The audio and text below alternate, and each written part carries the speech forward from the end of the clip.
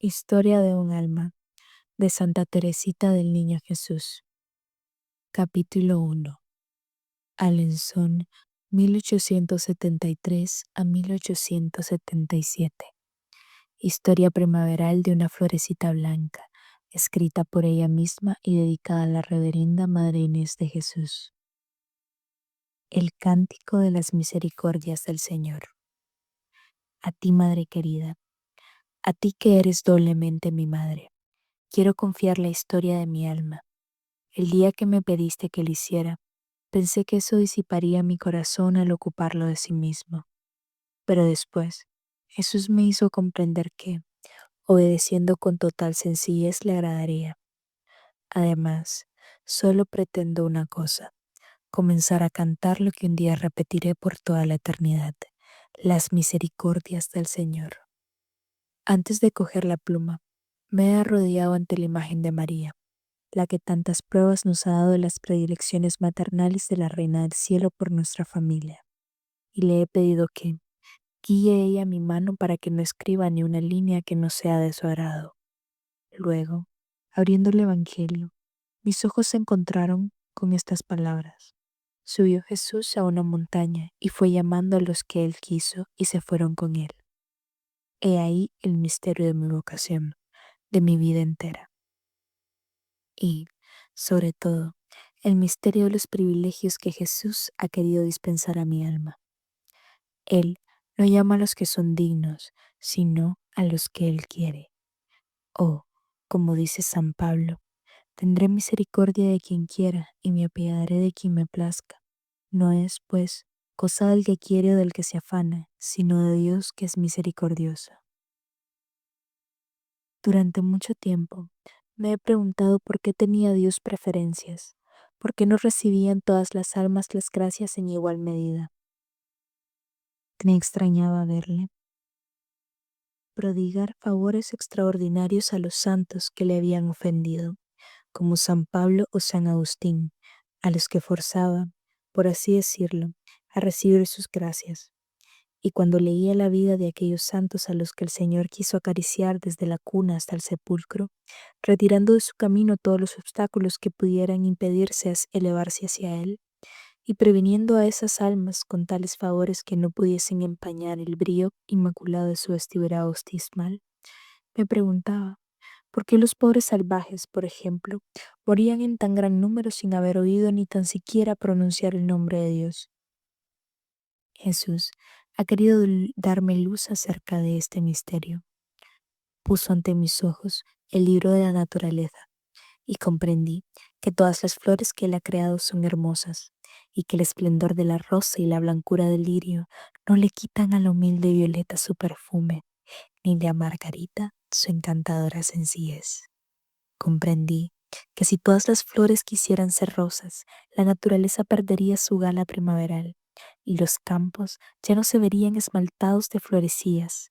Eso mismo sucede en el mundo de las almas, que es el jardín de Jesús.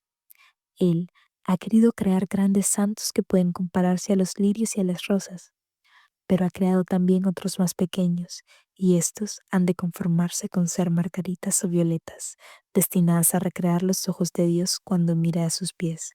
La perfección consiste en hacer su voluntad, en ser lo que Él quiere que seamos. Comprendí también que el amor de nuestro Señor se revela lo mismo en el alma más sencilla, que no opone resistencia alguna a su gracia, que en el alma más sublime, y es que, siendo propio del amor el abajarse, si todas las almas se parecieran a la de los santos doctores que han iluminado a la Iglesia con la luz de su doctrina, parecería que Dios no tendría que abajarse demasiado al venir a sus corazones.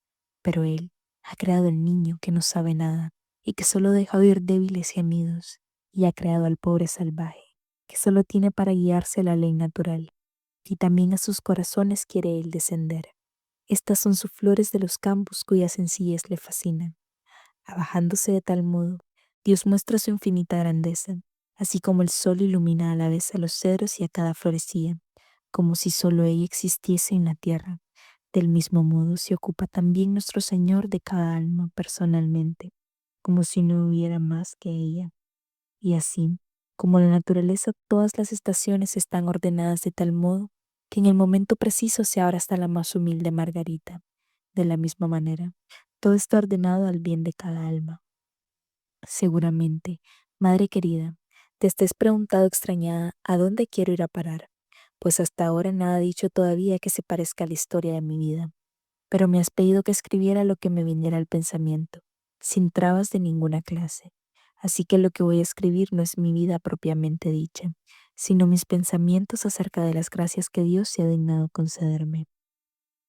Me encuentro en un momento de mi existencia en el que puedo echar una mirada hacia el pasado. Mi alma ha madurado en el crisol de las pruebas exteriores e interiores. Ahora, como la flor fortalecida por la tormenta, levanto la cabeza y veo que en mí se hacen realidad las palabras del Salmo 22. El Señor es mi pastor, nada me falta. En verdes praderas me hace recostar, me conduce hacia las fuentes tranquilas y repara mis fuerzas. Aunque camine por cañadas oscuras, ningún mal temeré, porque tú, Señor, vas conmigo. Conmigo el Señor ha sido siempre compasivo y misericordioso, lento a la ira y rico en clemencia. Por eso, Madre, vengo feliz a cantar a tu lado las misericordias del Señor. Para ti sola voy a escribir la historia de la florecita cortada por Jesús. Por eso, te hablaré con confianza total, sin preocuparme ni del estilo ni de las numerosas digresiones que pueda hacer. Un corazón de madre comprende siempre a su hijo, aun cuando no sepa más que balbucir. Por eso estoy segura de que voy a ser comprendida y hasta adivinada por ti, que modelaste mi corazón y que se lo ofreciste a Jesús. Me parece que si una florecilla pudiera hablar, diría simplemente lo que Dios ha hecho por ella, sin tratar de ocultar los regalos que Él le ha hecho. No diría, so pretexto de falsa humildad, que es fea y sin perfume, que el sol le ha robado su esplendor y que las tormentas han tronchado su tallo, cuando está íntimamente convencida de todo lo contrario. La flor que va a contar su historia se alegra de poder pregonar las delicadezas totalmente gratuitas de Jesús. Reconoce que en ella no había nada capaz de traer sus miradas divinas y que solo su misericordia ha obrado todo lo bueno que hay en ella. Él la hizo nacer en una tierra santa e impregnada toda ella con un perfume virginal. Él hizo que la precedieran 8 lirios deslumbrantes de blancura. Él, en su amor, quiso perseverar a su florecita del aliento envenenado del mundo, y, apenas empezaba a entreabrirse su corola, este divino Salvador la trasplantó a la montaña del Carmelo, donde los 2 lirios que la habían rodeado de cariño y acunado dulcemente en la primavera de su vida, expandían ya su suave perfume.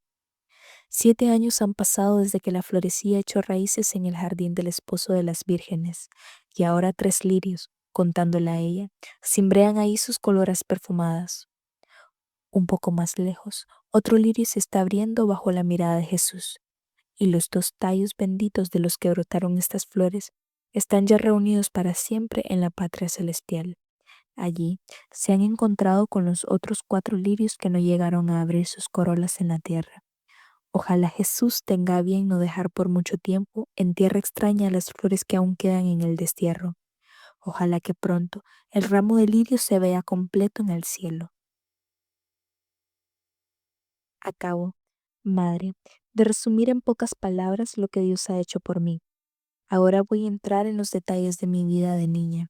Sé muy bien que donde cualquier otro no vería más que un relato aburrido, tu corazón de madre encontrará verdaderas delicias. Además, los recuerdos que voy a evocar son también tuyos, pues a tu lado fue transcurriendo mi niñez y tengo la dicha de haber tenido unos padres incomparables que nos rodearon de los mismos cuidados y del mismo cariño. Que ellos bendigan a la más pequeña de sus hijas y le ayuden a cantar las misericordias del Señor. En la historia de mi alma, hasta mi entrada en el Carmelo, distingo 3 periodos bien definidos. El primero, a pesar de su corta duración, no es el menos fecundo en recuerdos. Se extiende desde el despertar de mi razón hasta la partida de nuestra Madre querida para la patria del cielo. Dios me concedió la gracia de despertar mi inteligencia en muy temprana edad, y de que los recuerdos de mi infancia se grabasen tan profundamente en mi memoria, que me parece que las cosas que voy a contar ocurrieron ayer. Seguramente que Jesús, en su amor, quería hacerme conocer a la Madre incomparable que me había dado y que su mano divina tenía prisa por coronar en el cielo. Durante mi vida, Dios ha querido rodearme de amor. Mis primeros recuerdos están impregnados de las más tiernas sonrisas y caricias. Pero si Él puso mucho amor a mi lado, también lo puso en mi corazón, creándolo cariñoso y sensible. Y así, quería mucho a papá y a mamá, y les mostraba de mil maneras mi cariño, pues era muy efusiva, solo que los medios que empleaba a veces eran raros, como lo demuestra este pasaje de una carta de mamá. La niña es un verdadero diablillo, que tiene a acariciarme deseándome la muerte. ¿Cómo me gustaría que murieras, mamaíta? La riñen y me dicen, pero si es para que vayas al cielo, ¿no dices que tenemos que morirnos para ir allá? Y cuando está en estos arrebatos de amor, desea también la muerte de su padre. Y mira, lo que el 25 de junio de 1874, cuando yo tenía apenas 18 meses, decía mamá de mí. Tu padre acaba de instalar un columpio. Celina está loca de contenta, pero hay que ver columpiarse a la pequeña. Es de risa. Se sostiene como una jovencita. No hay peligro de que suelte la cuerda, y cuando va demasiado despacio se pone a gritar. La sujetamos por delante con otra cuerda, pero a pesar de todo, yo no me siento tranquila cuando la veo colgada allá arriba. Últimamente me ocurrió una curiosa aventura con la pequeña. Tengo costumbre de ir a la misa de 5:30. Los primeros días no me atrevía a dejarla sola, pero al ver que nunca se despertaba, me decidí a hacerlo. La acuesto en mi cama y arrimo la cuna de manera que sea imposible que se caiga. Pero un día me olvidé de acercar la cuna. Llegó y la pequeña ya no estaba en la cama. En ese mismo momento escuché un grito. Miro y la veo sentada en una silla que había enfrente a la cabecera de mi cama, con la cabecita apoyada en el respaldo y durmiendo un mal sueño, pues estaba enfadada. No recuerdo explicarme cómo pudo caer sentada en aquella silla, pues estaba acostada. Di gracias a Dios de que no le hubiera pasado nada. Fue realmente providencial, pues debería haber recaído rodando al suelo. El ángel de la guarda ha velado por ella, y las almas del purgatorio, a las que todos los días rezo una oración por la pequeña, la protegieron. Así me explico yo lo sucedido. Tú explícamelo como tú quieras. Al final de la carta, mamá añadía: ahora la niña ha venido a pasarme la manita por la cara y a darme un beso. Esta criatura no quiere dejarme ni un instante y no se aparta de mi lado. Le gusta mucho salir al jardín, pero si yo no estoy ahí no quiere quedarse y se echa a llorar, y no para de hacerlo hasta que me la traen. Y este pasaje de otra carta. Teresita me preguntaba el otro día si iría al cielo. Yo le dije que sí si se portaba bien, y me contestó: ya, y si no soy buena iré al infierno, pero sé muy bien lo que haré en caso. Me echaré a volar contigo, que estarás en el cielo, y cómo se las arreglará Dios para cogerme. Tú me apretarás muy fuertemente entre tus brazos. Y leí en sus ojos que estaba firmemente convencida de que Dios no podría hacerle nada mientras estuviese en brazos de su madre. María quiere mucho a su hermanita y dice que es muy buena. No es extraño, pues esta criatura tiene miedo a darle el menor disgusto. Ayer quise darle una rosa, pues sé que le gustan mucho, pero se puso a suplicarme que no la cortase, porque María se lo había prohibido. Estaba excitadísima. No obstante, le di dos y no se atrevía a aparecer por casa.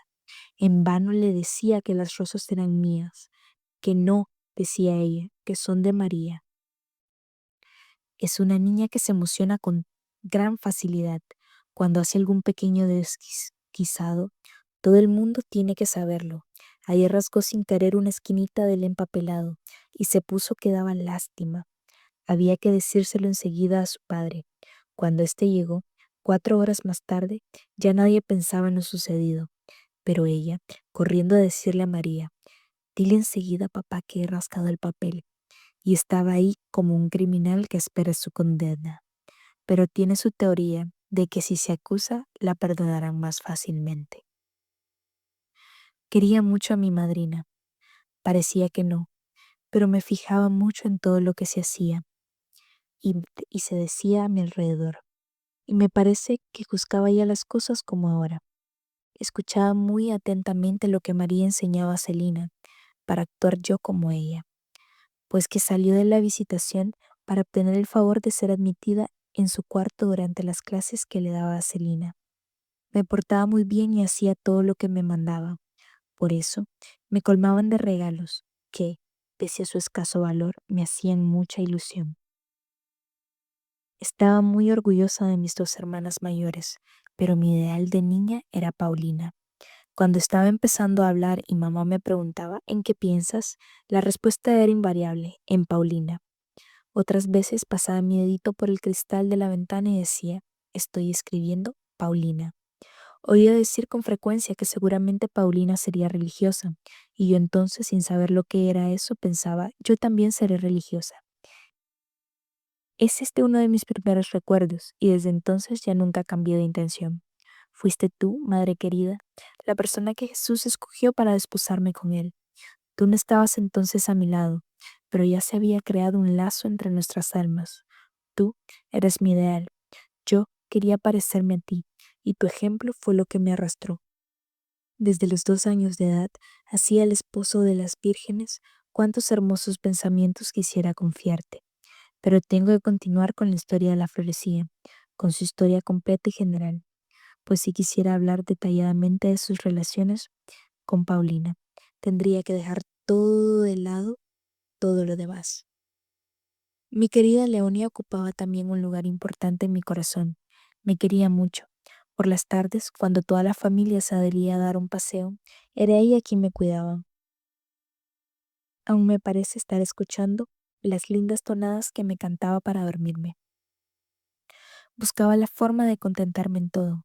Por eso, me habría dolido mucho darle algún disgusto. Me acuerdo muy bien su primera comunión, sobre todo del momento en el que cogió de brazos para hacerme entrar con ella en la casa rectoral. Me parecía tan bonito ser llevada en brazos por una hermana mayor toda vestida de blanco como yo. Por la noche me acostaron temprano, pues yo era muy pequeña para quedarme al solemne banquete, pero aún estoy viendo a papá trayéndole a los postres a su reinecita unos trozos de tarta. Al día siguiente, o pocos días después, fuimos con mamá a casa de la compañerita de Leonia. Creo que fue ese día cuando nuestra mamaíta nos llevó detrás de una pared para hacernos beber un poco de vino, después de la comida, que nos había servido la pobre señora Dogarau, pues no quería dejar en mal lugar a la buena mujer, pero tampoco quería que nos faltase nada.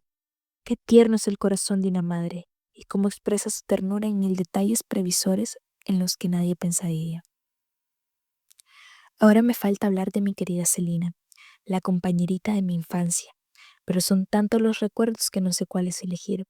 Voy a extraer algunos pasajes de las cartas que mamá te escribía a la visitación, pero no voy a copiarlo todo, pues sería demasiado largo. El 10 de julio de 1873, año de mi nacimiento, te decía: la nodriza trajo el jueves a Teresita. Se pasó todo el tiempo riendo. La que más le gustó fue la pequeña Celina. Se regía con ella a carcajadas. Se diría que ella tiene ganas de jugar. No tardará en hacerlo. Se sostiene sobre las piernecitas, más tiesa que una estaca. Creo que pronto empezará a andar y que tendrá un buen carácter. Parece muy inteligente y tiene pinta de predestinada. Pero cuando mostré mi cariño a mi querida Celinita, fue sobre todo después de dejar a mi nodriza. No entendíamos muy bien, solo que yo era mucho más vivaracha y mucho menos ingenua que ella. Aunque tenía 3 años y medio menos, me parecíamos que fuésemos de la misma edad. Este pasaje de una carta de mamá te hará ver lo buena que era Selinita y lo mala que era yo. Mi Selinita está decididamente inclinada a la virtud. Es esta una inclinación profunda de su ser. Tiene un alma candorosa y siente horror al pecado. En cuanto al huroncillo, no sabemos lo que saldrá de él. Es tan pequeño y tan atolondrado. Tiene una inteligencia superior a la de Celina, pero es mucho menos dulce y, sobre todo, de una terquedad casi indomable. Cuando dice no, no hay nada que la haga ceder. Aunque la metiésemos un día entero en el cuarto de los trastos, dormiría ahí antes que decir sí. Sin embargo, tiene un corazón de oro. Es muy cariñosa y sincera. Es curioso verla correr tras de mí para acusarse. Mamá, he empujado a Celina, pero solo una vez. Le he pegado una vez, pero no lo volveré a hacer. Y así en todo lo que hace. El jueves por la tarde fuimos a dar un paseo hacia la estación y se empeñó en entrar en la sala de espera para ir a buscar a Paulina. Corría adelante con una alegría que daba gloria verla. Pero cuando vio que teníamos que volvernos sin subir al tren para ir a buscar a Paulina, se pasó todo el camino llorando. Esta última carta me recuerda la dicha que sentía al verte volver de la visitación. Esta última parte de la carta me recuerda la dicha que sentía al verte volver de la visitación. Tú, madre querida, me cogías en brazos y María cogía en los suyos a Celina. Entonces yo te hacía mil caricias y me echaba hacia atrás para admirar tu larga trenza. Luego, me dabas una tableta de chocolate que habías guardado durante 3 meses. Imagínate la reliquia era eso para mí. Viaje a Le Mans. Me acuerdo también el viaje que hice a Le Mans. Era la primera vez que iba en tren. Qué alegría verme viajar sola con mamá. Sin embargo, ya no recuerdo por qué me eché a llorar, y nuestra pobre mamaíta solo pudo presentar a nuestra tía de Le Mans a un feo bichito todo enrojecido por las lágrimas que había derramado en el camino. No guardo ningún recuerdo de la visita al locutorio, a no ser del momento en que mi tía me pasó un ratoncito blanco y una cestita de cartulina llena de bombones, sobre los que campeaban 2 preciosos anillos de azúcar, justamente del tamaño de mi dedo. Inmediatamente exclamé, ¡qué bien! Ya tengo un anillo para Celina. Pero hay dolor. Cojo la cesta por el asa, doy la otra mano a mamá y nos vamos. A los pocos pasos miro la cesta y veo casi todos los bombones desparramados por la calle, como si fueran los guijarros del pulgacito. Miro más atentamente y veo que uno de los preciosos anillos había corrido la suerte fatal de los bombones. Ya no tenía nada que llevar a Celina. Entonces estalla mi dolor. Pido volver sobre mis pasos, pero mamá no parecía hacerme caso. Aquello era demasiado. A mis lágrimas siguieron mis gritos. No podía comprender que mamá no compartiese mi dolor, y eso acrecentaba todavía más mi sufrimiento. Mi carácter. Vuelvo ahora a las cartas a las que mamá te hablaba de Celina y de mí. Es mejor medio que puedo emplear para darte a conocer mi carácter. He aquí un pasaje en el que mis defectos brillen en todo su esplendor. Celina está entretenida con la pequeña jugando a los dados y riñen de vez en cuando. Celina cede para añadir una perla a su corona, y me veo obligada a reprender a esta pobre niña, que coge unas rabietas terribles cuando las cosas no salen a su gusto y se revuelca por el suelo como una desesperada pensando que todo está perdido. Hay momentos en que es más fuerte que ella y se le corta la respiración. Es una niña nerviosa. De todas maneras, es un encanto y muy inteligente y se acuerda de todo. Ya ves, madre mía, qué lejos estaba yo de ser una niña sin defectos. Ni siquiera se podía decir de mí que fuese buena cuando estaba dormida, pues de noche era todavía más revoltosa que de día. Mandaba a paseo todas las mantas y, dormida y todo, me daba golpes contra los largueros de mi camita. El dolor me despertaba y entonces decía: «Mamá, me he golpeado».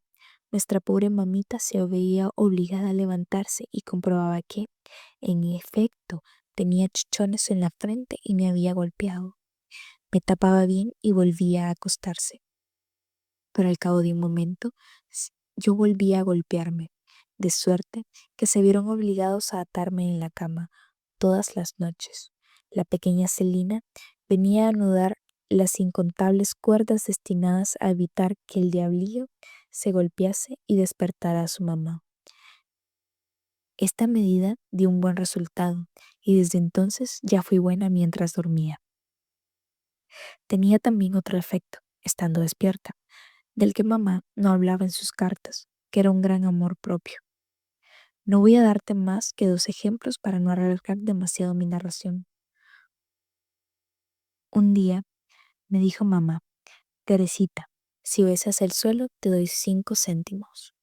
5 céntimos eran para mí toda una fortuna, y para ganarlos no tenía que bajar demasiado de mi altura, pues mi exigua estatura no me separaba muchos palmos del suelo. Sin embargo, mi orgullo se reveló a la sola idea de besar el suelo, y poniéndome muy tiesa le dije a mamá: «No, mamaíta, prefiero quedarme sin los 5 céntimos». En otra ocasión, teníamos que ir a Grosny a visitar a la señora Munier. Mamá le dijo a María que me pusiese mi precioso vestido azul celeste, adornado de encajes, pero que no me dejara los brazos al aire, para que el sol no me los tostase. Yo me dejé con la indiferencia propia de las niñas de mi edad, pero interiormente pensaba que habría estado mucho más bonita con los bracitos al aire. Con una forma de ser como la mía, si hubiera sido educada por unos padres sin virtud, o incluso si hubiera sido mimada por Luisa como Celina, habría salido muy mala, y tal vez hasta me habría perdido. Pero Jesús velaba por su pequeña prometida, y quiso que todo rondase en su bien, incluso sus defectos, que, corregidos a tiempo, le sirvieron para crecer en la perfección. Como tenía amor propio y también amor al bien, en cuanto empecé a pensar seriamente, y lo hice desde muy pequeña, bastaba que me dijeran que algo no estaba bien para que se me quitasen las ganas de hacerlo. Repetir 2 veces. Veo con agrado que en las cartas de mamá, a medida que iba creciendo, le daba mayores alegrías. Como no tenía más que buenos ejemplos a mi alrededor, quería seguirlos como la cosa más natural del mundo. Esto lo escribía en 1873. Hasta Teresa quiere ponerse a veces a hacer prácticas. Es una niña encantadora, más lista que el hambre, muy vivaracha, pero de corazón sensible. Celina y ella se quieren mucho, se bastan solas para entretenerse. Todos los días, en cuanto acaban de comer, Celina va a buscar a su gallo y atrapa el primer golpe la gallina de Teresa. Yo no consigo hacerlo, pero ella es tan hábil que la coge a la primera. Después se van las dos con sus animalitos a sentarse al amor de la lumbre, y así se entreten un buen rato. La gallina y el gallo me los había regalado Rosita, y yo le di el gallo a Celina. El otro día Celina durmió conmigo y Teresa se acostó en el segundo piso en la cama de Celina. Había pedido a Luisa que la bajase para vestirla, y cuando Luisa subió a buscarla encontró la cama vacía. Teresa había oído a Celina y había bajado con ella. Luisa le dijo: «¿O sea que no quieres bajar a vestirte?» «No, Luisa, no. Nosotras somos como las 2 gallinitas, que no pueden separarse». Y al decir esto, se abrazaban y se estrechaban una contra la otra. Luego por la tarde, Luisa, Celina y Leonia se fueron al círculo católico y dejaron en la casa a la pobre Teresa, que entendía perfectamente que ella era demasiado pequeña para ir, y decía: «Si por lo menos quisieran acostarse en la cama de Celina». Pero no, no quisieron. Ella no dijo nada y se quedó sola con su lamparita. Al cuarto de hora estaba ya profundamente dormida. Otro día mamá escribía también: «Celina y Teresa son inseparables. No es fácil ver a dos niñas que se quieran tanto. Cuando María viene a buscar a Celina para la clase, la pobre Teresa se queda hecha un mar de lágrimas. Ay, ¿qué va a ser de ella si se va su amiguita? María se compadece y se la lleva también, y la pobre criatura se pasa 2 a 3 horas sentada en una silla. Le dan unas cuentas para que las ensarte o algún trapo para que cosa. No se atreve a rebullir y lanza con frecuencia profundos suspiros. Cuando se le desenhebra la aguja, intenta volver a enhebrarla, y es curioso verla cuando no lo consigue, y sin atreverse a molestar a María, pronto se ven 2 gruesas lágrimas correr por sus mejillas. María la consuela inmediatamente y le vuelve a enhebrar la aguja, y el pobre angelito sonríe a través de sus lágrimas. Recuerdo, en efecto, que no podía vivir sin Celina, y que prefería levantarme de la mesa sin terminar el postre a no irme tras de ella. En cuanto se levantaba, me volvía en mi silla alta, pidiendo que me bajasen, y nos íbamos las dos juntas a jugar. A veces nos íbamos con la hija del gobernador, lo cual me gustaba mucho a causa del parque y de los preciosos juguetes que nos enseñaba. Pero más que nada iba ahí por complacer a Celina, ya que prefería quedarme en nuestro jardincito raspando las tapitas, pues quitábamos todas las brillantes lentejuelas que habían en ellas, y luego íbamos a vendérselas a papá, que nos la compraba muy serio. Los domingos, como ella era muy pequeña para ir a las funciones religiosas, mamá se quedaba a cuidarme. Yo me portaba muy bien y andaba de puntillas mientras duraba la misa, pero en cuanto veía abrirse la puerta, se producía una explosión de alegría sin igual. Me precipitaba al encuentro de mi preciosa hermanita, que llegaba adornada como una capilla, y le decía: Celina, dame enseguida pan bendito. A veces no lo traía, porque había llegado demasiado tarde. ¿Qué hacer entonces? Yo no podía pasarme sin él. Era mi misa. Pronto encontré la solución. ¿No tienes pan bendito? Pues hazlo. Dicho y hecho, Celina cogía una silla, abría la alacena, cogía el pan, cortaba una rebanada y rezaba muy seria un Ave María sobre él. Luego me lo ofrecía, y yo, después de hacer con él la señal de la cruz, lo comía con gran devoción, encontrándole exactamente el mismo gusto que el del pan bendito. Con frecuencia hacíamos juntas conferencias espirituales. He aquí un ejemplo que entresaco de las cartas de mamá. Nuestras dos queridas pequeñas, Celina y Teresa, son ángeles de bendición. Tienen una naturaleza verdaderamente angelical. Teresa constituye la alegría y la felicidad de María, y su gloria. Es increíble lo orgullosa que está de ella. La verdad es que tiene salidas de lo más sorprendentes para su edad y le da 100 vueltas a Celina, que tiene el doble de años. El otro día decía Celina: ¿cómo puede estar Dios en una hostia tan pequeña? Y la pequeña contestó: no es tan extraño, porque Dios es todopoderoso. ¿Y qué quiere decir todopoderoso? Pues que hace todo lo que quiere. Yo lo escojo todo. Un día, Leonia, creyéndose ya demasiado mayor para jugar a las muñecas, vino a nuestro encuentro con una cesta llena de vestiditos y de preciosos retazos para hacer más. Encima de todo, venía acostada su muñeca. Tomad, hermanitas, nos dijo, escoged, os lo doy todo para vosotras. Celina alargó la mano y cogió un mazo de orlas de colores que le gustaba. Tras un momento de reflexión, yo alargué a la vez mi mano, diciendo: yo lo escojo todo, y cogí la cesta sin más ceremonias. A los testigos de la escena, la cosa les pareció muy justa, y ni a la misma Celina se le ocurrió quejarse, aunque la verdad es que juguetes no le faltaban, pues su padrino la colmaba de regalos y Luisa encontraba la forma de agenciarle todo lo que deseaba. Este insignificante episodio de mi infancia es el resumen de toda mi vida. Más tarde, cuando se ofreció ante mis ojos el horizonte de la perfección, comprendí que para ser santa había que sufrir mucho, buscar siempre lo más perfecto y olvidarse de sí misma. Comprendí que en la perfección había muchos grados y que cada alma era libre de responder a las invitaciones del Señor y de hacer poco o mucho por Él.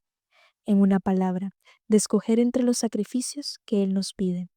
Entonces, como en los días de mi niñez, exclamé: Dios mío, yo lo escojo todo. No quiero ser santa a medias. No me asusta sufrir por ti. Solo me asusta una cosa: conservar mi voluntad. Tómala, pues yo lo escojo todo, lo que tú quieres.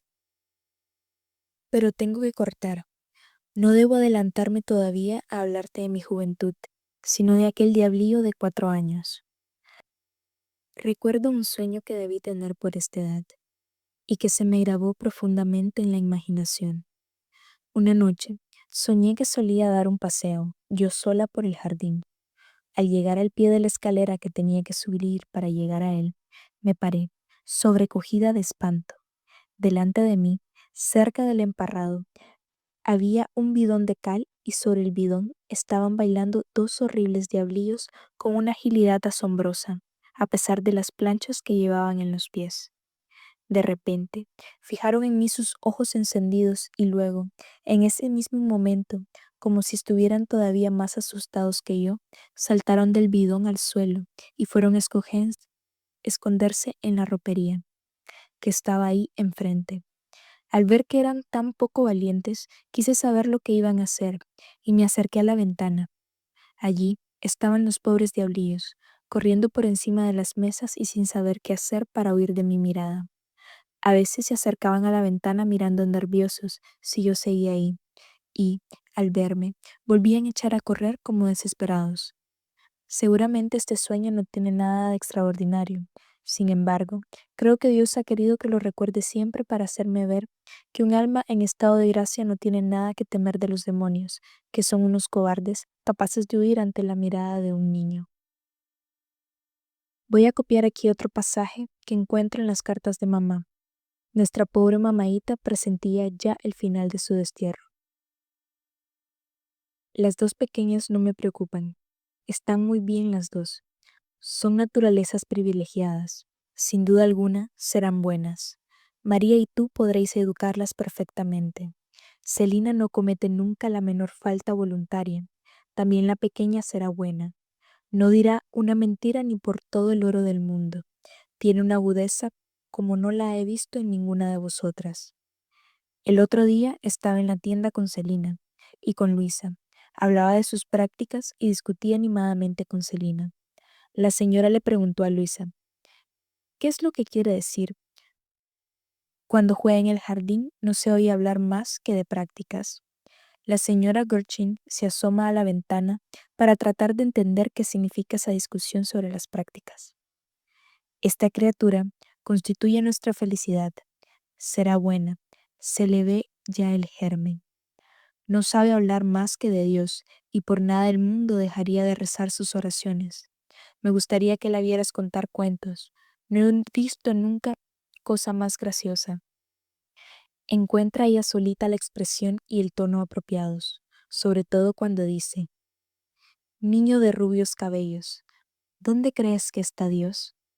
Y cuando llega a aquello de allá arriba en lo alto del cielo azul, dirige la mirada hacia lo alto con una expresión angelical. No nos cansamos de hacerle repetir. Resulta tan hermoso. Hay algo tan celestial en su mirada que uno se queda extasiado. Madre querida, qué feliz era yo a esa edad. Empezaba ya a gozar de la vida. Se me hacía atractiva la virtud y creo que me hallaba en las mismas disposiciones que hoy, con un gran dominio ya sobre de mis actos. Ay, qué rápidos pasaron los años soleados de mi niñez, pero también qué huella tan dulce dejaron en mi alma. Recuerdo ilusionada los días en que papá nos llevaba al pabellón. Hasta los más pequeños detalles se me grabaron en el corazón. Recuerdo, sobre todo, los paseos del domingo, en los que siempre nos acompañaba mamá. Aún siento en mi interior las profundas y poéticas impresiones que nacían en mi alma a la vista de los campos de trigo esmaltados de ancianos y de flores silvestres. Me gustaban ya los amplios horizontes, el espacio y los gigantescos abetos cuyas ramas tocaban el suelo. Dejaban en mi alma una impresión parecida a la que siento hoy todavía a la vista de la naturaleza. Con frecuencia, durante estos largos paseos, nos encontrábamos con algún pobre, y Teresita era siempre la encargada de llevarles la limosna, cosa que le encantaba, pero a menudo, también pareciéndole a papá que el camino era demasiado largo para su reinecita, la llevaba a casa antes que a los demás, muy a su pesar, y entonces, para consolarla, Celina llenaba de margaritas su linda cestita, y, a la vuelta se las daba. Pero ay, la pobre abuelita pensaba que su nieta tenía demasiadas y cogía una buena parte de ellas para su virgen. Esto no le gustaba a Teresita, pero se guardaba muy bien de decir nada, pues había adquirido la buena costumbre de no quejarse nunca, incluso cuando le quitaban lo que era suyo o cuando la acusaban injustamente. Prefería callarse y no excusarse, lo cual no era mérito suyo, sino virtud natural. Qué lástima que esta buena disposición se haya desvanecido. Sí, verdaderamente todo me sonreía en la tierra. Encontraba flores a cada paso que daba, y mi carácter alegre contribuía también a hacerme agradable la vida. Pero un nuevo periodo se iba a abrir para mi alma. Tenía que pasar por el crisol de la prueba y sufrir desde mi infancia, para poder ofrecerme mucho antes a Jesús. Igual que las flores de la primavera, comienzan a germinar bajo la nieve y se abren a los primeros rayos del sol, así también la florecita cuyos recuerdos estoy escribiendo tuvo que pasar también por el invierno de la tribulación.